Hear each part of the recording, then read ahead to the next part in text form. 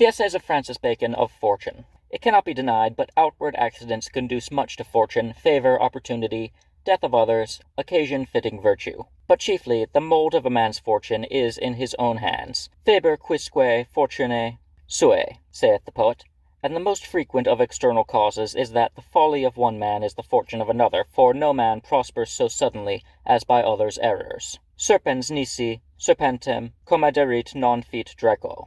Overt and apparent virtues bring forth praise, but there be secret and hidden virtues that bring forth fortune. Certain deliveries of a man's self which have no name, the Spanish name, desemboltura, partly expresseth them, when there be not stones nor restiveness in a man's nature, but that the wheels of his mind keep way with the wheels of his fortune, for so Livy, after he had described Cato Mauer, in these words, in illo viro tantum robur corporis and animi fuit, ut quocunque loco natus esset fortunam sibi facturas videretur, falleth upon that he had versatile ingenium. Therefore, if a man look sharply and attentively, he shall see fortune, for though she be blind, yet she is not invisible. The way of fortune is like the Milky Way in the sky, which is a meeting or knot of a number of small stars, not seen asunder, but giving light together. So are there a number of little and scarce discerned virtues, or rather facilities and customs, that make men fortunate. The Italians note some of them, such as a man would little think. When they speak of one that cannot do amiss,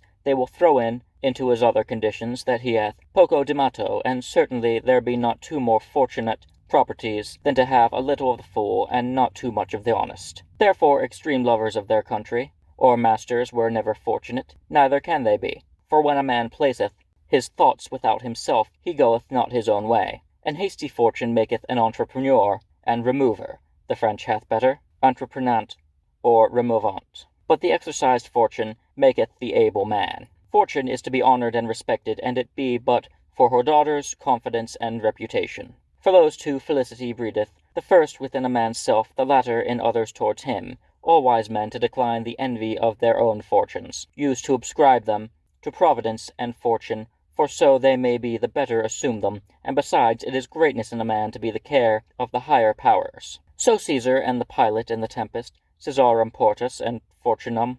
So Sylla chose the name of Felix and not of Magnus, and it hath been noted that those that ascribe openly too much to their own wisdom and policy end infortunate. It is written that Timotheus, the Athenian, after he had in the account gave to the state of his government, often interlaced his speech, and in this fortune had no part, never prospered in anything he undertook afterwards. Certainly there be whose fortunes are like Homer's verses, that have a slide and easiness, more than the verses of other poets, as Plutarch saith of Timoleon's fortune, in respect of that of Agesilaus, or Epaminondas, and that this should be, no doubt it is much in a man's self.